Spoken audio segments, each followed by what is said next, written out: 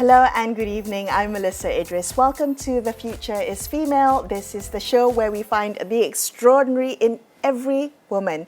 Every 2 weeks, somewhere in the world, a language falls silent. And when it does, we lose more than words. We lose histories, identities, and entire ways of seeing the world. February 21st marks the United Nations International Mother Language Day, which is why I'm delighted to introduce my guest today, who has dedicated her career to understanding how language shapes who we are and what is at stake when languages disappear. Professor Dr. Stefanie Shamila Pillai, who is a professor at Universiti Malaya's Faculty of Languages and Linguistics. She is one of Malaysia's leading scholars on Malaysian English and endangered languages. Her pioneering work documenting Malaka Portuguese has helped preserve a language at risk of being lost, and that has earned her the Academic Icon Award, which is its highest individual honour. She was also named by Akedami Sains Negara as one of the top research scientists in the country. I'm so honoured and delighted to have you on the show. Welcome, Stefanie, to The Future is Female. I want to know how you began studying, what drew you to linguistics? And I think what made you realise this was what you wanted to dedicate your career to? Thank you, Melisa. I actually, just a little bit of background, I started my career as an English language and literature teacher in school, in the secondary school, but throughout my Bachelor of Education and my teaching, I've always been interested in the spoken word, how languages are used, and especially Malaysia, when we have so many languages, like probably about 130 plus languages in Malaysia. Oh, do we have that many? Yes, we do. Yeah. Wow. And as I joined also as an English language teacher, I had the opportunity to do my master's and my PhD, and then I really veered into sounds. So I was really interested into sounds, right? And that's how I ventured into Malaka Portuguese. Okay. I was interested in the sounds, and because it's kind of my maternal heritage language as well, so double interest. But then as I was doing the sounds, I realized, hang on, this language is in danger, right? And then I started looking at endangered languages in Malaysia.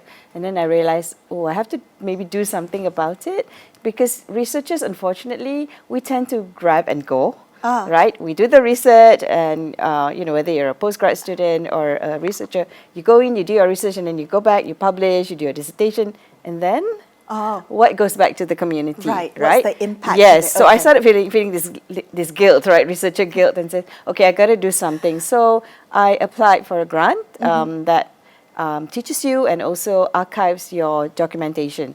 So that's how I got into documentation and documenting Malaka Portuguese. That's amazing. Yeah. So first of all, what makes a language endangered? I'm curious to know, how do you know if a language is at risk of being lost? Okay, so mainly, of course, it's number of speakers as well, but what happens is when the language is not passed on to the next generation, then how is the next generation going to learn it, especially if it's not being taught formally or even informally, for example, in schools or by community centers. So then that new generation will either switch to a majority language, be it Malay or Mandarin, or even English, actually, as in the case of many of the Malaka Portuguese Eurasians. They've substituted it for English. Yes, particularly those who live outside Malacca and the Portuguese settlement. But even in the Portuguese settlement, the number of young speakers who are fluent in the language is really dwindling, and this has been the case from, say, the 70s onwards. Wow. Okay.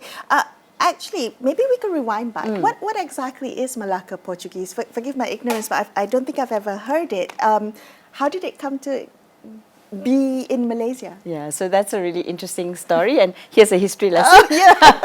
So not a historian, so historians don't get at me. Okay, but essentially it traces back its roots from the arrival of the Portuguese, right, who were coming from Goa, right, from India, and so of course they also brought along other people, right, people from India, for example, along with the Portuguese who came. So once they established themselves in Malacca, or rather they conquered Malacca, And then there were a lot of unions with locals, right? So with that, and of course Malay was the main lingua franca of the time. Probably a bizarre version of Malay, so like bahasa pasar, right? Oh, okay. Bizarre Malay. But as the Portuguese came and they were speaking a different language, some people say it's like ancient Portuguese. It's not. It's whatever Portuguese that came, and probably already a mixed kind of Portuguese because they were coming from India. Is it very different from Portuguese spoken in Brazil, for instance, or in Portugal? Is it very different? So it's different now, and it's been 500 plus years now. The evolution. Yes, the evolution so going back to Malay's lingua franca. So obviously it was, it had a lot of influence from Malay, and whatever languages were in Malaka. Malaka was so cosmopolitan, right, at that time, so international. Right, I guess the New York of the East, perhaps, right? So many languages are being spoken. So if you look at Malaka Portuguese, although even now probably it gets less year by year, but say now maybe 80% of the vocabulary is Latin based, or you can trace it back to Portuguese, but the pronunciation has changed tremendously. So what's the current state of it now? Where is it spoken in Malaysia? Who still speaks it? You mentioned dwindling number of speakers. Yes, exactly. That's the sad thing with many of our heritage languages, right? So in Malaysia, the exact number of speakers is hard to discern because we don't have statistics. But let's kind of zoom into Malaka, where if you look at Department of Statistics, their numbers, there are about 6,000 people in Malaka who go under the the others category. So we would assume that they include those of Portuguese descent. But we know that because people are mixed, it's hard, right? So going back to that, in the Portuguese settlement itself, there are probably about 1,500 to 2,000 people there. And I would say that maybe less than half of the population would speak it fluently. Reason being because mainly it's the older generation, so people like me who are over a certain age. So those above 60 probably, or maybe in their 50s and above. The younger generation tend to be more dominant in English, especially the very youngest generation. Having to study an endangered language and with the objective of preserving it, do you have to become fluent in the language yourself? Okay, so as a linguist, not necessarily. It helps. My problem is because I'm not in contact in Malaka, and unfortunately, as I said, most people have moved to Kuala Lumpur, Petaling Jaya, speak English more than Kristang, right? Kristang, Papaya Kristang. Kristang is the Yeah, so Papaya Kristang, sometimes we refer to the language as Kristang among ourselves. Yeah. So it's only when I go to the settlement or when I was doing my work that I'm surrounded by speakers, my many friends, my lovely friends who are there, and relatives who then speak the language very fluently. So unfortunately, if you look at my documentation, many of the older speakers have actually passed on. So probably I have the only archived and accessible in data of them speaking the language, videos of them speaking the language, singing in the language, showing you how to cook certain dishes in the language. So I think it's essential because if we want to go back to it, if we want to produce materials, where are the records, right? Especially as we get less and less fluent in the language. So we do need records, and that's why archives, documentation is important. It's not just keeping it there, but it's something that we can revisit, reuse, relearn. That is actually a really good point. What do we stand to lose if languages disappear from our culture? If it disappears and it wasn't recorded, it wasn't documented. What do we lose from that? I think we lose the sense, in a way, we lose the sense of ourselves. So the caveat is, of course, I can speak English. If English is my first language, it doesn't mean I lose my culture, but I might lose nuances of the culture, things that I can't express in another language, right? Certain feelings. And we know, in Malay, there's so many words that we really cannot translate, right? Translation. If you say sebab, what is it in English? It's very hard to really have that emotion, right? So we lose that. Of course, we can substitute it, but in languages, there's so much of information, right? Information that's passed on from generation to generation, like how do you practice something. In indigenous communities, it could be healing powers that are in the language, right? Songs, that help to heal ourselves. So those things could be lost as we lose our language. Plus, many communities also have if they are in their environment, they have names for things. Like you can use this for when you're sick, or if certain things in the like plants, or even I don't know, fruits, plants, flowers that you can use. So once you lose that name, it just becomes something there.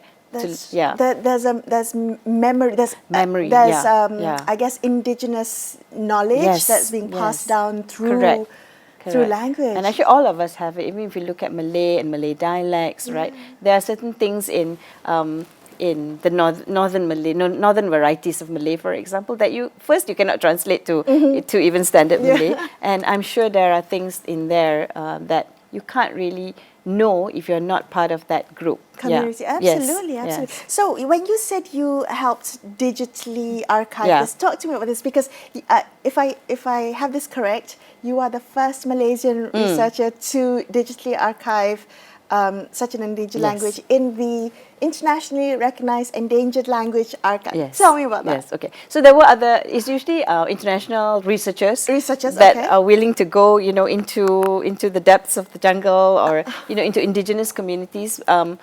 Somehow now we are getting more Malaysians involved, so that's great. Wonderful, for me. Like my colleagues who are doing things in Sabah. So in terms of a Malaysian actually doing one of our Malaysian languages, it was I started it. So I archived Malaka Portuguese.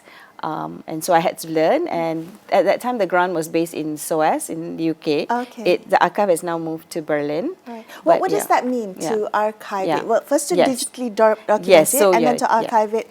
What does that mean? It preserves the language for everyone to So what happens is they will, teach you protocols of recording, recording on site.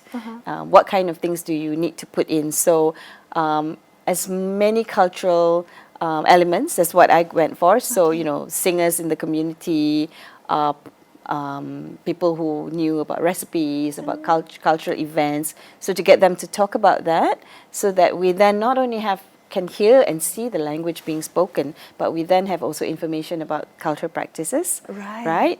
Or songs that they had written, and so much information that's there. It's not just the language. So what happens when you archive it is you don't just you record something and then you just put it there, like a video, right? You have to also have the transcript, right? So we do what we call time-aligned transcript. So as you say, that's how we transcribe. So that's quite challenging, especially when you're not very fluent with the language. So you have to work really closely with the community, because honestly, they are the custodians of the language. And I have one foot in and one foot in academia, right? In the language and in academia. So I really relied on a lot of my language consultants from the community. Ever so grateful for all their help in helping to translate and then to do it in English. And then it can be used for a lot of things, right? Like for analysis, like if people want to go in and do dictionaries, then they can go in and say, let's look at the vocabulary that's there. Or they want to see, how similar is the grammar to Malay, for example. So people can go in to look. People who want to do cultural analysis can also look at it. It's accessible. If you register, you can access whatever the researcher allows you to access, or the community, because some communities may have certain, only women can hear this. Not the Malaka Portuguese, but some communities have. But you went one step further. So you didn't just digitally archive this. You created an app. Tell me more about how you went one step further in preserving the language. So after archiving, that guilt I talked about, so I was like, that's not enough, right? I mean, what do you do with that? People might watch it, like the community at least now can watch that. But knowing that, it was not being transmitted to the younger generation, so we needed materials. So I worked at that time, it was the Malaka Portuguese Eurasian Association, with Michael Singho, Philomena Singho, Sarah Santa Maria, and many others who really came forward and worked very closely with me. And I'm very grateful to Universiti Malaya, because they have community engagement grants, which allowed me to work and workshop materials, and then to produce, if I may. So the first one that we produced was actually prayers, Catholic prayers, in Kristang, and that was a CD, which, you know, in this day and age, obviously, so you know how long ago that was. But, you know, because it's digitally available, we can actually share the songs and the prayers, and that was quite challenging as well, because, you know, to get people to remember how was this said, and what's the hymn that was sung. So we put together that one with the MPEA, the Malaka Portuguese Eurasian Association, and then there was this book, if I could, show. So this book, show it to the camera, please? and this is Come Let's Learn Malaka Portuguese, right? So this is like, I guess, kind of like a course book, and again worked with UM and also my UM colleagues, and also people from the community like Michael, Sarah, and Philo. And basically what we did is, like, for example, you know, you could learn about, like, how to say what's my name, how are you, like Ting Bong. Who is this for? Is this for the younger generation who wants to connect with their heritage? Actually, for everyone. For everyone? Yeah, at first we thought, you know, this would be used for like children. So like, you know, for example, Sarah teaches children, right? And then the pandemic changed a lot of things, because the pandemic meant that we had to go online. So people went online on social media, and also on using Google or whatever platforms to teach. And, you know, the book it can be bought. It was published by UM Press, so easily available. It's not expensive. So who started to learn it? People even from the diaspora, like Australia and so on, who are now like saying, hey, now we can learn, right? We can come online and talk to fellow, fellow Malaka Portuguese speakers, and we can learn, and even people not from the community. So that's still ongoing, actually, the classes. And now there are WhatsApp group where, you know, it's connected. It's connected people, yes. Wow. Which is what language is supposed to do. Yes, and that was an unexpected turn. That's a wonderful impact from your research. I really love that. Yeah. I do wonder, so now, how do we prevent languages from becoming endangered in the first place? I mean, you've done wonderful work, but there are so many other, I think, languages that are at risk. Yes. When we think about the role of, I guess, institutions and not just institutions, but policy even maybe, how do we think about that? Can things be done so we don't lose some of this precious heritage? That's a really good point, and something that we are kind of grappling with.